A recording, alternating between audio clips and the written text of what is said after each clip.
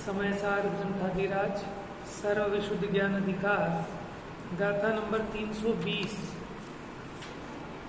इस गाथा में ज्ञान को नेत्रों के द्वारा समझाया कि जैसे नेत्र जानते तो हैं लेकिन करते और भोगते कुछ भी नहीं है, उसी प्रकार ये ज्ञान समस्त पर पदार्थों को जानता तो है लेकिन करता और भोगता नहीं। 737 737 नंबर पेज गाथा पढ़ेंगे एक बार। दिट्ठी जहेवनाणम अकारयम तवेदयम चेव जाणय्य बंध मोखम कमुदयम निज्जरम चेव।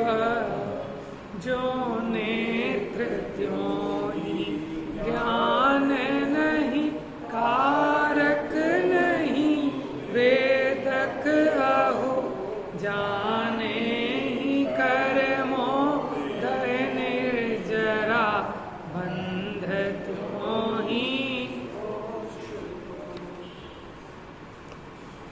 जैसे नेत्र हैं वैसे ही ज्ञान है, ना तो करते हैं ना भोगते हैं, बस ये जानता है ज्ञान। किसको? भले वो कर्म का उदय हो, कर्म की निर्जरा हो, कर्म का बंध हो अथवा कर्म का मोक्ष हो। तो प्रश्न पूछा था लास्ट क्लास में कि मोक्ष कर्म का होता है या आत्मा का होता है? बताओ भैया, कर्म मोक्ष का होता है या आत्मा का होता है? हाँ जी, ऑप्शन है जी। मोक्ष हाँ, मैंने शायद पूछा भी था, 4 ऑप्शन देखे। ऑप्शन ए मोक्ष आत्मा का होता है, ऑप्शन बी मोक्ष कर्मों का होता है, ऑप्शन सी आत्मा और कर्म दोनों का मोक्ष होता है, ऑप्शन डी दोनों का ही मोक्ष नहीं होता। बताओ कौन सा ऑप्शन ठीक है? अच्छा, ऑप्शन ए वाले हाथ खड़ा करें। ऑप्शन बी, अब ऐसे याद ही नहीं होगा कौन सा ऑप्शन बी था। कि आत्मा का मोक्ष होता है कि कर्म का मोक्ष होता है कि दोनों का मोक्ष होता है कि दोनों का ही मोक्ष नहीं होता? बताओ बेटा। हाँ जी, आप बताओ आंटी जी। दोनों का ही मोक्ष नहीं होता, आप बताओ। दोनों का मोक्ष होता है। हाँ ठीक है, तो जो ये कह रहे हैं कि ऑप्शन डी ठीक है कि दोनों का ही मोक्ष नहीं होता, तो क्या दोनों ही बंधे रहते हैं सदा? ये तो मोक्ष तो हो सकता है ना। बोल बेटा।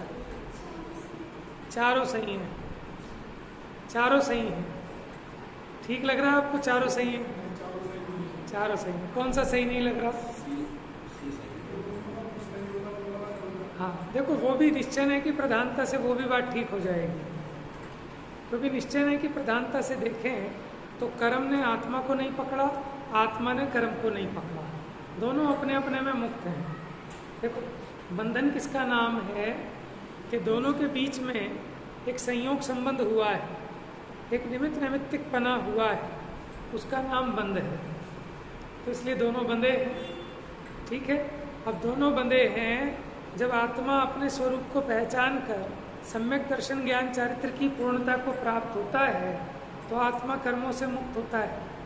अब जब दो बंधे हैं, अब ये मुक्त हो रहा है तो ये कौन सा बंधा रह गया?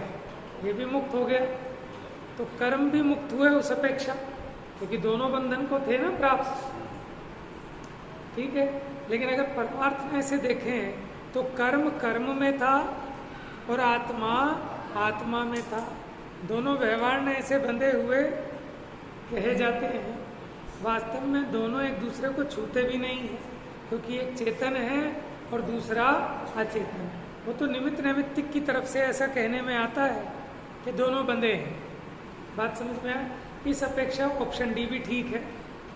क्या कि दोनों का ही मोक्ष नहीं होता, क्योंकि दोनों ही अपने अपने में है, परमार्थ से दोनों बंधे ही नहीं है।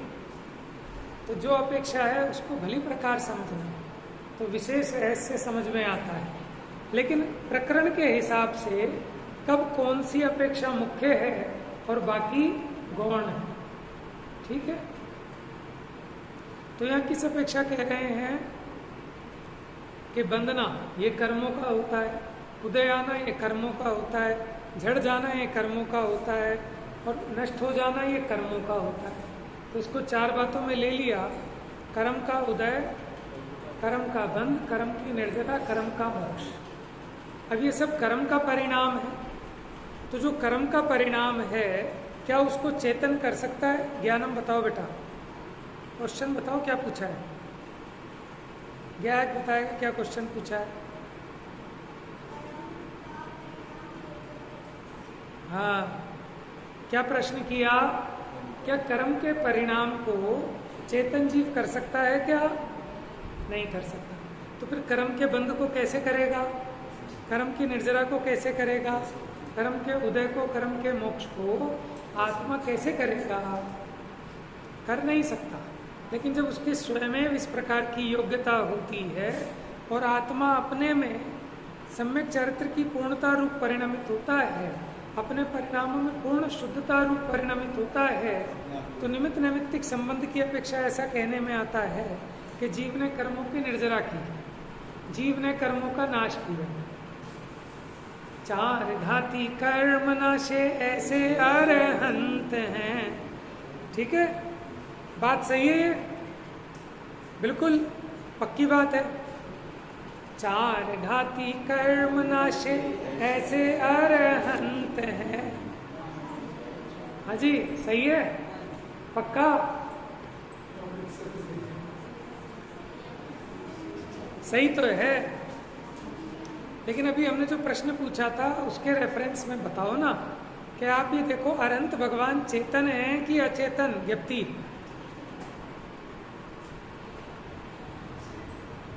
क्या कितना सोचना पड़ रहा है? अनंत भगवान चेतन है या अचेतन है? चेतन है।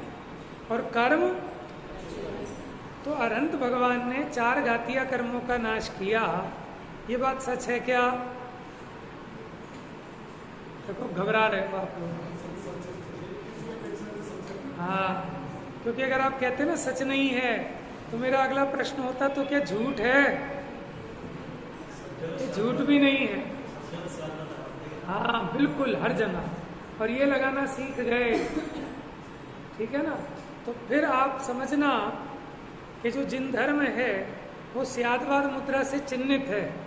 माने जिस नोट में वो मोहर ना हो, होती है ना उसमें एक मुद्रा ना हो, तो उसके बिना नोट की क्या कीमत है। ऐसे ही जिस वचन में स्यादवाद की मुद्रा ना हो, वो वचन जिन वचन नहीं।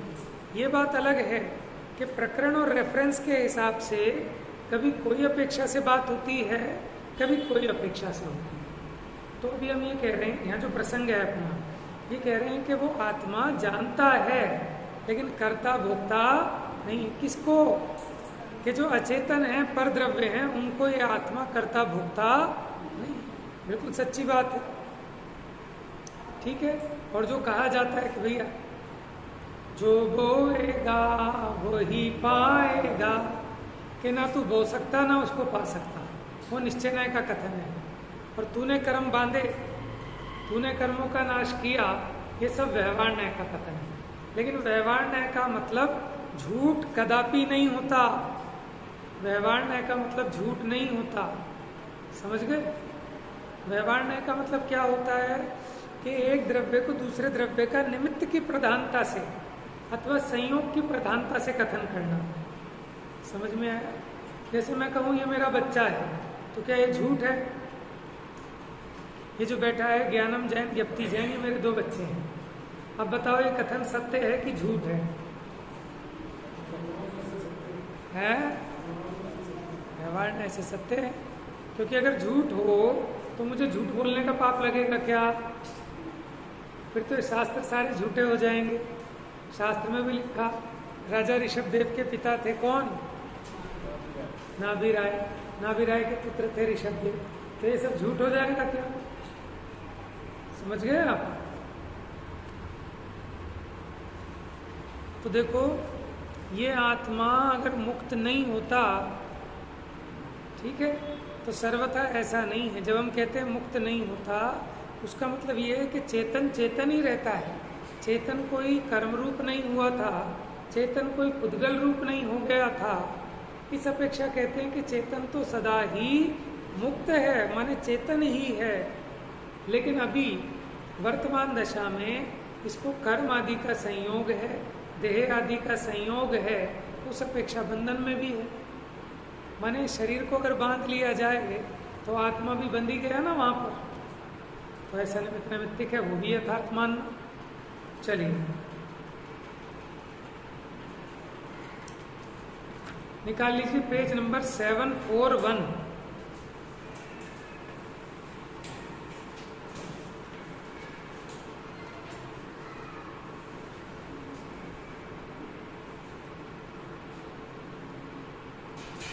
उत्थानी का ये जयसेनाचार्य की टीका है। अमृतचंद्र आचार्य की टीका हम पढ़ चुके हैं। उंगली रखेंगे सभी बच्चे, बड़े भी रख सकते हैं, बच्चों को तो रखनी ही रखनी है। देख लो बेटा, एक एक में दो दो देख लो। जो बात समझ में नहीं आए वो आप पूछ सकते हैं। अब उस ही कर्तृत्व भोक्तृत्व के अभाव का विशेष प्रकार से समर्थन करते हैं, क्योंकि बात पीछे से यही चल रही थी कि आत्मा पर द्रव्य को न तो करता है न भोगता है। उसको उदाहरण से समझा रहे हैं। उदाहरण किस चीज का दिया?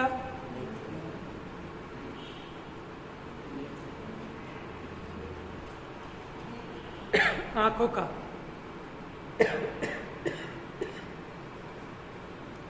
जिस प्रकार नेत्र दृश्य रूप अग्नि रूप वस्तु को जलाने वाले पुरुष के समान करता नहीं है, उसी प्रकार तपे हुए लोह पिंड के समान अनुभव रूप से भोगता नहीं है। इसी प्रकार शुद्ध ज्ञान भी, क्या कह रहे हैं? शुद्ध ज्ञान भी, शुद्ध ज्ञान माने शुद्ध ज्ञान परिणत जीव, शुद्ध ज्ञान माने सम्यक ज्ञान। देखो, शुद्ध ज्ञान माने क्या? सम्यक ज्ञान, जो सही जानता है वो ज्ञान, अथवा सम्यक ज्ञान रूप परिणमित जीव।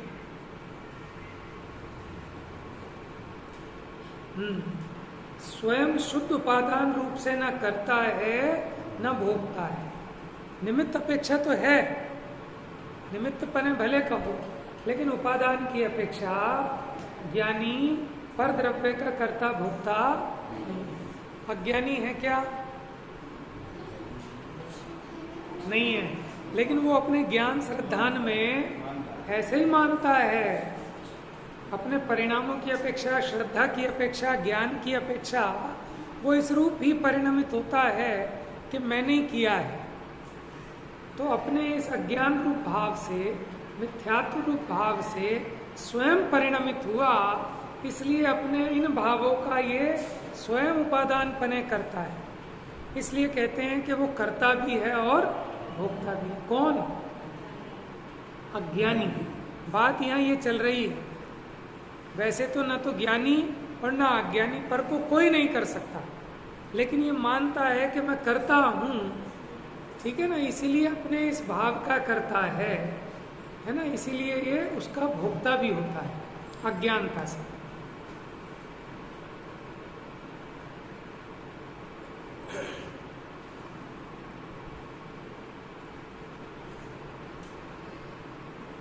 देखो, एक शीशे का बहुत बड़ा बक्सा बनवाया, पिंजरा शीशे का, उसमें एक भयंकर शेर को बंद किया और इस तरफ बकरी को, बीच में उसके पार्टीशन है। क्या है?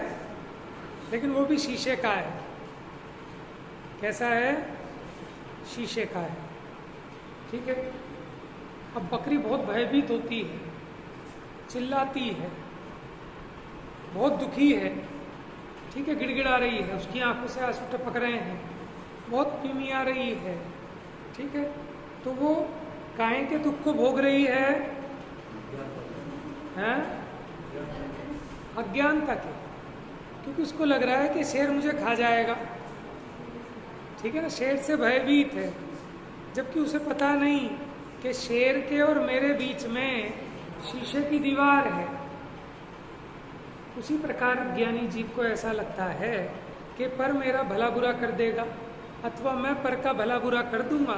इसको ये समझ में नहीं आता कि दो द्रव्यों के बीच में अत्यंता भाव की दीवार है कि एक द्रव्य दूसरे द्रव्य रूप नहीं होता, एक द्रव्य में दूसरे द्रव्य का अभाव है, एक द्रव्य दूसरे द्रव्य को प्रभावित भी नहीं कर सकता, ठीक है। तो अब ये बताओ, कर्म और आत्मा, ये इन दोनों के बीच में कौन सी दीवार है? अत्यंता भाव। अत्यंता भाव माने चार प्रकार के अभाव होते हैं। क्या होते हैं चार प्रकार के अभाव? अभाव माने एक वस्तु में दूसरी वस्तु का ना होना अथवा ना पाया जाना, इसका नाम है अभाव, ठीक है। चार प्रकार के अभाव माने जैन दर्शन में। पहला प्राग भाव। कौन सा? प्राग भाव, यानी वर्तमान पर्याय का पूर्व पर्याय में अभाव है। प्रध्वंसा भाव, पहला था प्राग भाव, पुराना पिछला। प्रध्वंसा, कभी ध्वंस होकर जो अगला भाव होगा उसमें वर्तमान पर्याय का अभाव होगा, यानी भविष्य की पर्यायों में वर्तमान पर्याय का अभाव,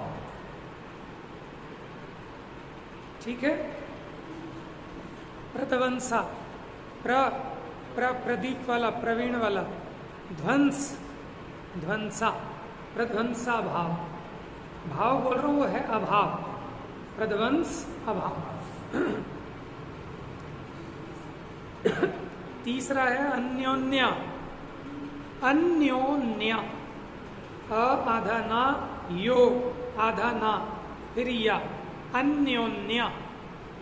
तो दो पुद्गल स्कंदों में जो एक दूसरे में अभाव है, यानी पुद्गल की वर्तमान कालीन, ठीक है, दो पुद्गलों की पर्यायों में परस्पर जो अभाव है वो क्या है? अन्योन्या भाव। अब अंतिम बचा कौन सा? अत्यंता भाव। एक द्रव्य का दूसरे द्रव्य में नहीं होना, वो है अत्यंता भाव। और पांचवा और है, वो है तुच्छा भाव। क्या है? हाँ, चार बताए ना, पांचवा सुनो, तुच्छा भाव। तुच्छा भाव माने जगत में उसकी सत्ता ही ना होना। हम कैसा अभाव कहते हैं कि इस पुस्तक में इस पुस्तक का अभाव है। क्या कहा? इस पुस्तक में इस पुस्तक का अभाव है। कौन मुझे बताएगा कि ये कौन सा अभाव है? तो 100 रुपए का इनाम मिलेगा उसको। इस पुस्तक में इस पुस्तक का अभाव है। नहीं, प्रश्न इतना बढ़िया है कि मुझे उम्मीद नहीं है कि सही जवाब आएगा, इसीलिए तो 100 रुपए की घोषणा की है। हाँ, नहीं आएगा।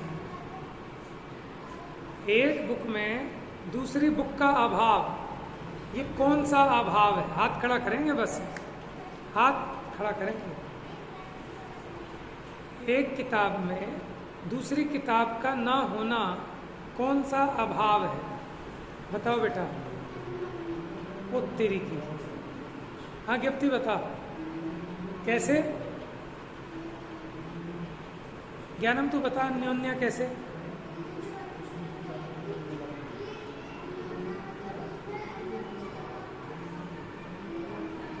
हाँ,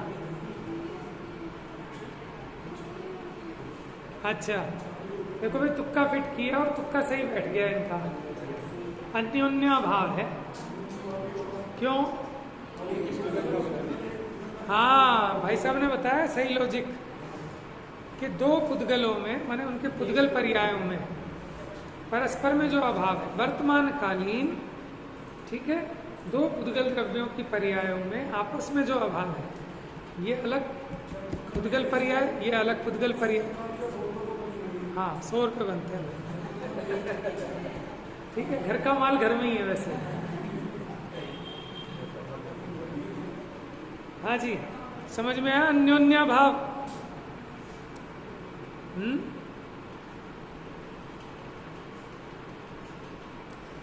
मैं तो बचपन से बहुत अनपढ़ हूँ, बहुत बुद्धू हूँ, मैं तो आज तक कभी पास हुआ ही नहीं, मैं तो कभी पास हो ही नहीं पाऊंगा। ठीक है, बचपन से ही मैं तो बिल्कुल ही 0/0 रहा हूँ। समझ में आया?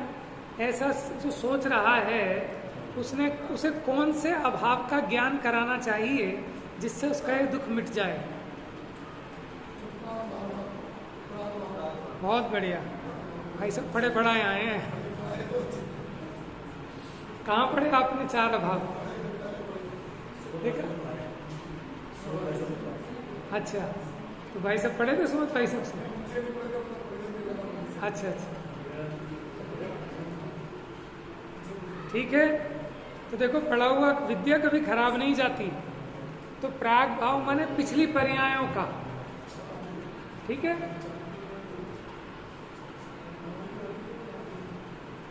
तो इसलिए जो कोई ऐसा सोचता है मैं आज तक तो कभी कुछ कर नहीं पाया, अब क्या कर सकता हूँ, कि भैया पूर्व की पर्यायों का वर्तमान पर्याय में अभाव है।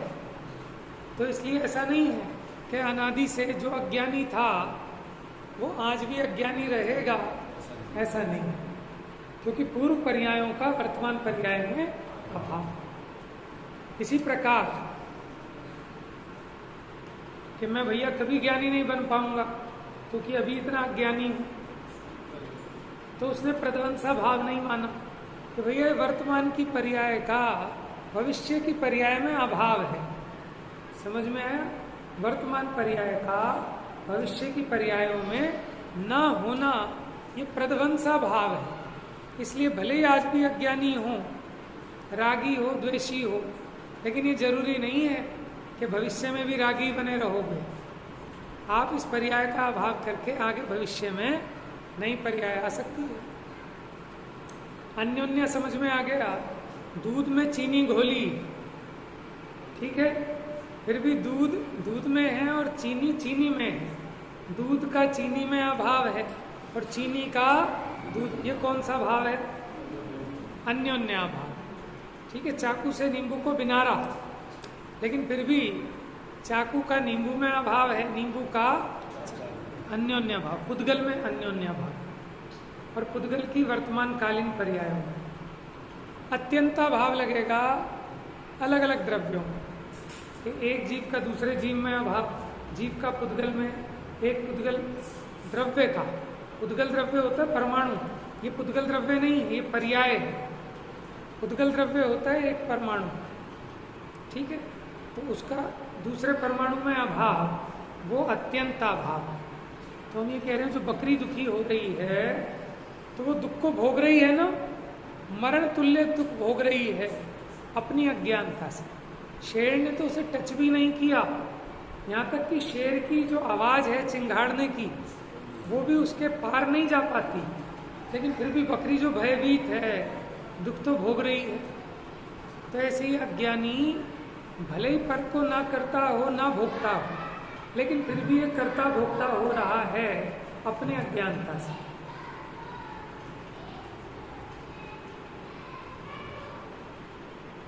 इसी प्रकार शुद्ध ज्ञान भी अथवा शुद्ध ज्ञान परिणत जीव भी, अच्छा तुच्छा भाव रह गया। तो मैंने कहा था ना इस किताब में, इस किताब का ना होना ये तो अन्योन्या भाव है, लेकिन इस किताब की सत्ता ही ना होना, इसकी सत्ता ही ना होना जगत में, ये होता है तुच्छा भाव। क्या होता है? तुच्छा भाव। तो भैया ऐसा नहीं होता। हाँ ठीक है, इस माइक का इस बुक में अभाव है, ये तो जैन दर्शन मानता है, लेकिन वो क्या कहते हैं माइक है ही नहीं, कि होती हुई वस्तु में ये है ही नहीं, ऐसा कहना ये तुच्छा भाव है कि शून्य। देखो जो है जगत में जितने द्रव्य उनका कभी भी अभाव नहीं होता, इसलिए सर्वथा अभाव तो किसी भी चीज का नहीं हो सकता। हाँ घट घट रूप से है, लेकिन घट पट रूप से नहीं है। पट पट रूप है लेकिन पट घट रूप नहीं है, क्योंकि घट में पट का अभाव है और पट में घट का अभाव है। लेकिन घट में घट का सद्भाव तो है ना, लेकिन जो घट में भी घट का सद्भाव ना माने वो हो गया तुच्छा भाव। एक और भाव समझ लो, वो है तदा भाव। क्या है? तदा भाव। इसको अतद भाव भी कहते हैं। तदा भाव एक वस्तु में लागू होता है, एक द्रव्य में। एक द्रव्य में अनंत गुण हैं, लेकिन एक गुण का दूसरे गुण में, ठीक है, अभाव है। किस अपेक्षा? यद्यपि वो एक है, एक वस्तु है, एक सत्ता है, लेकिन फिर भी एक गुण दूसरे गुण रूप नहीं होता। अगर हो जाए तो फिर अनंत गुण ना रहे, फिर एक ही बन जाएंगे। तो अनंत गुणों की अनंतता नष्ट नहीं होती, इसका नाम है तदाभाव। तत् माने वह, अभाव। वह नहीं है और वह नहीं है, यह है तदाभाव। ऐसे आज हमने 6 प्रकार के अभाव पढ़े। इसमें से जैन दर्शन 5 अभाव को मानता है। जो छठा दर्शन है उसका निराकरण करता है, खंडन करता है कि जगत में तुच्छा भाव हो ही नहीं सकता। जो है उसका सर्वथा नाश कभी होता ही नहीं। ठीक है, तो 4 अभाव भी हो गए आपके। इन 4 अभावों को मानने का बहुत फायदा है। क्या? 4 और एक 5 अभाव हो गए। इन 5 अभाव को मानने का बहुत फायदा है। किस अभाव को मानने से क्या लाभ है, नहीं मानने से क्या दोष है, इसके लिए आप लघु जैन सिद्धांत प्रवेशिका का अध्ययन करें। किसका? लघु जैन सिद्धांत प्रवेशिका। बच्चों को तो रटने चाहिए इसके सारे क्वेश्चन आंसर। किसके? लघु जैन सिद्धांत प्रवेशिका के। ठीक है, कितने क्वेश्चन होंगे? फटाफट याद होंगे। ठीक है ना? अगर ये बच्चे सुनाएंगे तो डेली 10-10 क्वेश्चन आंसर सुनेंगे, छोटे छोटे एक लाइन के। जैसे द्रव्य किसे कहते हैं, गुण किसे कहते हैं, पर्याय किसे कहते हैं, अभाव किसे कहते हैं, अभाव कितने प्रकार के होते हैं, ऐसे एक लाइन के वो याद करने चाहिए। बड़े बड़े ग्रंथों का रहस्य खुलता है उससे। वो एक तरीके से डिक्शनरी है जैन दर्शन की। ठीक है, सब बच्चे कल 1 से लेकर 10 तक क्वेश्चन आंसर याद करके आएंगे। लघु जैन सिद्धांत प्रवेशिका। क्वेश्चन हम पूछेंगे, आंसर आप बताओगे। लेकिन क्वेश्चन याद करने पड़ते हैं ना, कि किस क्वेश्चन का कौन सा आंसर है। नहीं तो पूछे कुछ, बताए कुछ।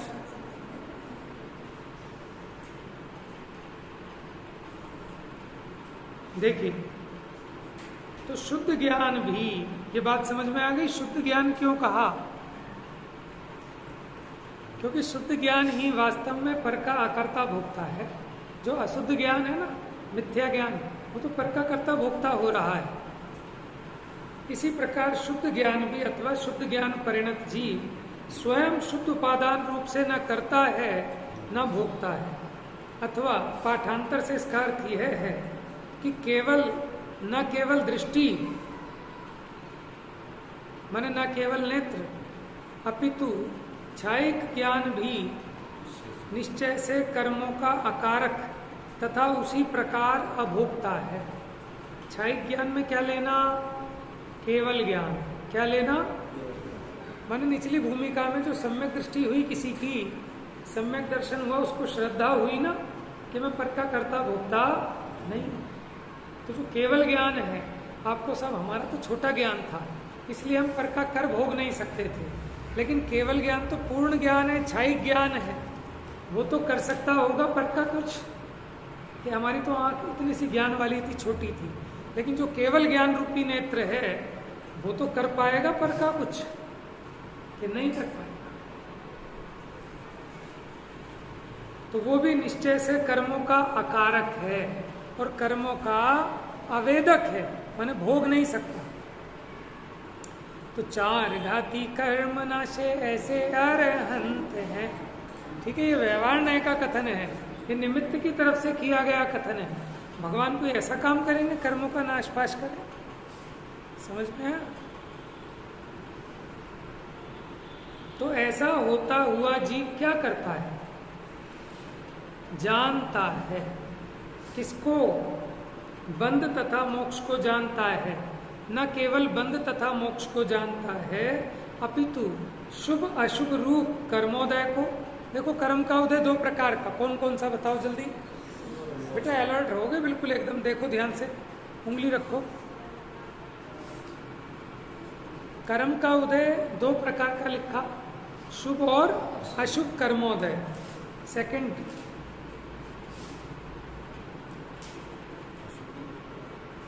सेवन 41 सबसे नीचे, कर्मोदय को सविपाक अविपाक रूप से अथवा सकाम अकाम रूप से निर्जरा को, निर्जरा भी दो प्रकार की बताई थी ना, सविपाक और अविपाक। सम्यक दर्शन होने के बाद जो निर्जरा होगी वो कहलाएगी अविपाक निर्जरा, और समस्त संसारी जीवों को जो हो रही है अपने आप वो सविपाक। माने कर्म, उसका उदय काल आया, कर्म ने अपना रस दिखाया, जीव दुखी सुखी हुआ, नया कर्म बांधा और वो कर्म जड़ पर चला गया। ये तो सबके हो रही है। सकाम अकाम, मोक्ष मार्ग में कार्यकारी वो सकाम है, वो मोक्ष मार्ग में काम की नहीं है। माने जबरदस्ती इसने किसी लालच से, भय से, लोभ से, गारव से इच्छाओं को जबरदस्ती रोका, भूखा रहा, परिचय सहन की, ये अकाम निर्जरा बिना तत्व ज्ञान की। अथवा दोनों निर्जरा को भी जानता है, ठीक है, कर्म के उदय को जानता है, कर्म की निर्जरा को जानता है, करता नहीं है। जब कर्म को ही नहीं करता तो पर द्रव्य को तो क्या करे।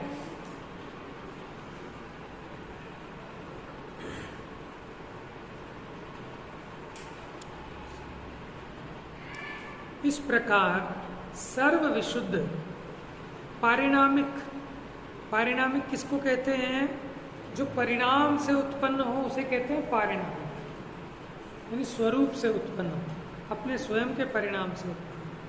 परम भाव ग्राहक, परम भाव को ग्रहण करने वाला, शुद्ध उपादान रूप, माने कोई निमित्त विमित्त की बात नहीं, जीव की अपनी स्वयं की सहज शक्ति, वो हो गया शुद्ध उपादान रूप। ये सब विशेषण किसके हैं, शुद्ध द्रव्यार्थिक नय के। किसके, कैसा है शुद्ध द्रव्यार्थिक नय। देखो बेटा, विशेषण विशेष्य पढ़े हैं ना आपने, तो इसमें विशेषण कौन है और विशेष्य कौन है ये बताओ। किसने पढ़ा है वो बताओ। अच्छा चलो मैं पूछता हूँ, बताना।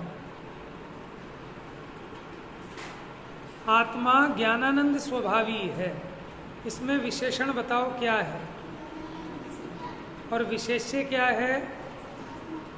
जिसकी विशेषता बताई जाए उसे क्या कहते हैं, विशेष्य, और जो उसकी विशेषता बताई जा रही है वो कहलाती है विशेषण। तो यहाँ कौन है यहाँ पर विशेषण और विशेष्य, बताओ जरा सेंटेंस देख के। पढ़ो पेज नंबर 742 पर सबसे ऊपर 742। इस प्रकार सर्व विशुद्ध पारिणामिक परम भाव ग्राहक शुद्ध उपादान रूप शुद्ध द्रव्यार्थिक नय। बताओ बेटा इसमें विशेषण कौन है, बताओ। Very good. और विशेष्य, विशेष्य अशुद्ध, विशेष्य क्या है फिर।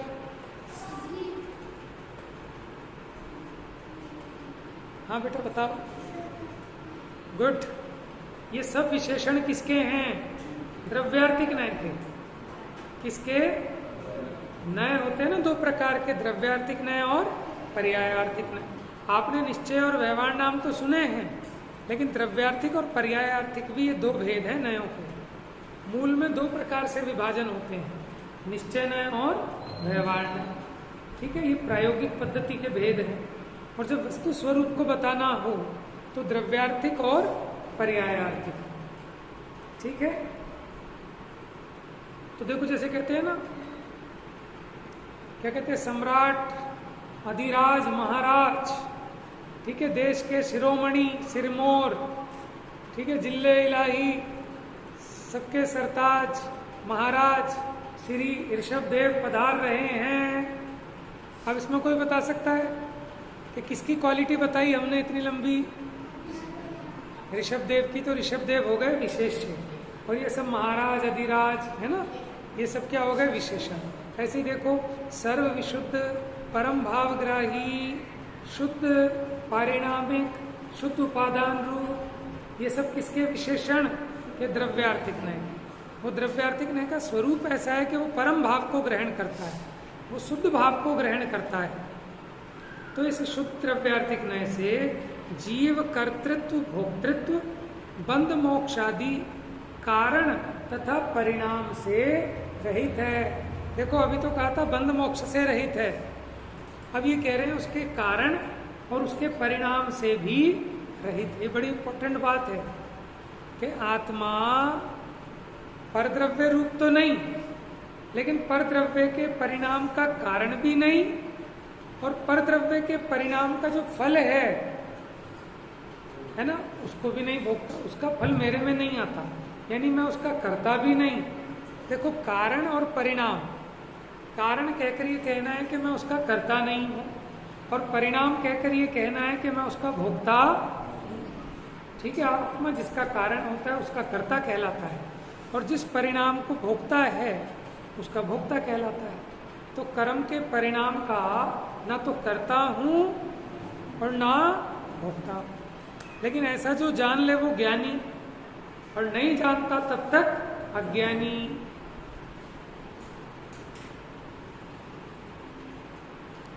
इस प्रकार समुदाय पातनिका में सूचित किया गया है। समुदाय मैंने क्या होता है?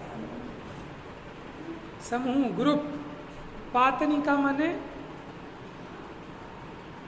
पातनिका, यहाँ पातनिका का जो भाव है वो है इंट्रोडक्शन, उत्थानिका। किसी चीज को इंट्रोड्यूस करते हैं तो उसके बारे में जो थोड़ा बहुत भूमिका बताई जाती है उसे पातनिका कह रहे हैं। कोई ना कोई चीज होती होगी पातनिका, आपको नहीं पता? देसी भाषा में कभी यूज करते हो पातनिका? पुराने गांव में जैसे दहलीज होती थी, ऐसी किसी चीज को कहते थे क्या पातनिका? खैर, यहाँ पातनिका का मतलब है उसका सामान्य संक्षेप भूमिका, उसका इंट्रोडक्शन।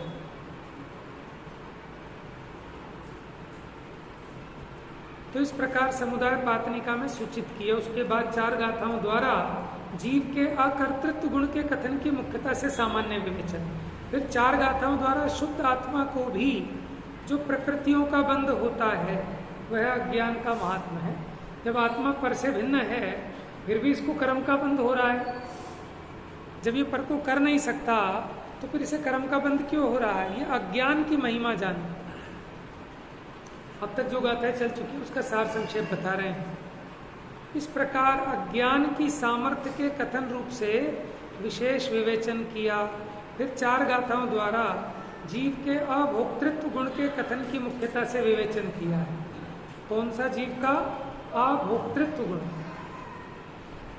उसके बाद शुद्ध निश्चय नय से उस ही कर्तृत्व, बंध मोक्षादि कारण एवं परिणाम के निषेध रूप 12 गाथाओं में किए गए व्याख्यान के उपसंहार रूप से 2 गाथाएं पूरी हुई। इस प्रकार शुद्धात्मानुभूति लक्षण रूप तात्पर्य वृत्ति नामक समय सार की व्याख्या में मोक्षाधिकार संबंधी, देखो ये 320वीं गाथा तक जयसेन आचार्य कहते हैं यहाँ मोक्षाधिकार पूरा हुआ, लेकिन अमृतचंद्र आचार्य के हिसाब से जो 307 नंबर की गाथा तक मोक्षाधिकार पूरा हो गया था। तो इस प्रकार इसकी 4 अंतराधिकारों द्वारा चूलिका पूर्ण हुई, अथवा द्वितीय प्रकार के व्याख्यान द्वारा यहाँ मोक्षाधिकार समाप्त हुआ। अब यहाँ कुछ विशेष है। अब ये कुछ विशेष बात कहना चाहते हैं जयसेन आचार्य अलग हटकर, और यही चर्चा द्रव्य संग्रह में भी आई है, एज इट इज सेम यही चर्चा। तो ये चर्चा कल करेंगे, ये थोड़ी हटके चर्चा है, ठीक है ना। गाथा के बाद आचार्य देव ने यहाँ कुछ वास्तव में गहरी चर्चा की है। शुद्धात्मानुभूति कैसे हो, शुद्ध द्रव्यार्थिक नय का विषयभूत परम भावग्राही, ठीक है ना, उस नय से आत्मा को दिखाएंगे, तो उसकी चर्चा कल करेंगे। ये विशेष भाव है और बहुत फेमस है ये वाली टीका, 1.5 पेज की टीका। जा वाणी के ज्ञान से सूझ